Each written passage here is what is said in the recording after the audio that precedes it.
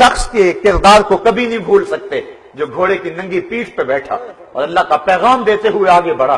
آگے دلدل آ گئی، پانی آ گیا، زمین ختم ہو گئی. اس نے باگیں کھینچی اور آسمان کی طرف منہ کر کے کہا مالک میرے جذبے تو جوان تھے، کیا کروں تیری دھرتی ختم ہو گئی ہے، تیری زمین ہی ختم ہو گئی ہے. کیا تھے وہ لوگ اور کیا تھا وہ زمانہ.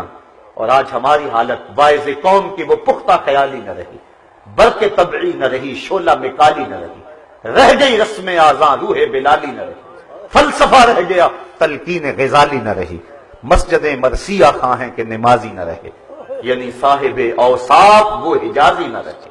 ہر کوئی مست مئے ذوق تن آسانی ہے، تم مسلمان ہو یہ انداز مسلمانی ہو.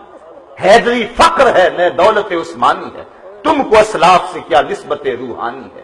وہ معزز تھے زمانے میں مسلمان ہو کر، تم خار ہوئے ہو تارک قرآن ہو کر.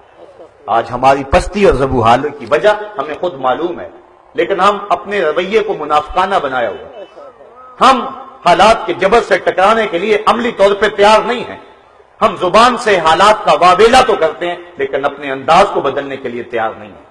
ہمارا مسجد میں دین اور طرح کا ہوتا ہے، گھر میں اور طرح کا ہوتا ہے. جس طرح مسجد میں گئے وہاں سے ٹوپی لی، سر پہ رکھی، نماز پڑھی، پھر ٹوپی اتار کے چلے آئے. ہم جس طرح ٹوپی اتار کے رکھ آتے ہیں مسجد میں نماز بھی رکھ آتے ہیں. ہم نماز بھی دکان پہ نہیں لے کے آتے، ہم نماز بھی اپنے معاشرے میں اپنے گھر میں لے کر کے نہیں آتے. اس وقت ہم اور طرح کے مسلمان ہوتے ہیں. ہماری زندگی کے تیور لچھن طریقے اس وقت اور طرح کے ہوتے ہیں.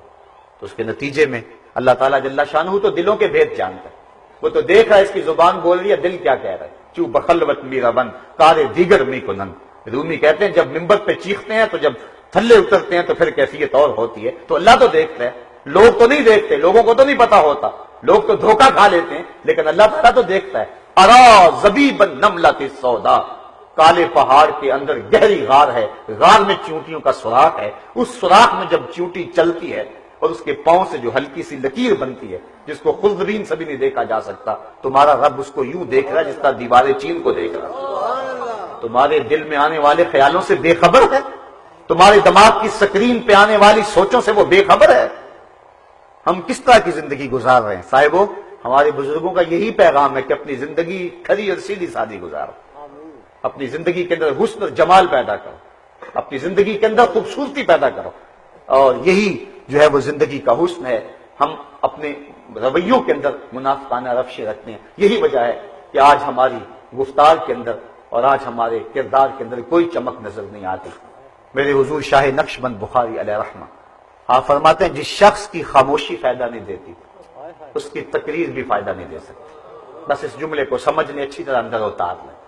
جس شخص کی ہزاروں فلسفے اس ایک جملے پہ قربان، جس شخص کی خاموشی فائدہ نہیں دیتی اس کی تقریر بھی فائدہ نہیں دیتی. اپنے آپ کو ایسا بنا لو کہ جو تمہارے پاس بیٹھے محروم نہ رہے.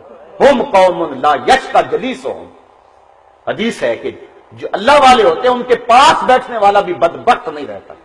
اٹھ فریدا ستے آتے میلہ ویکھن جا، وقت کوئی بخشیا مل جاوے تے تو ہی بخشیا جا. جس شخص کی خاموشی فائدہ نہیں دیتی اس کی تقریر بھی فائدہ. اور اس کو مزید سادہ کر لوں، جس کے کردار میں چمک نہیں ہے اس کی گفتار میں کچھ نہیں ہے.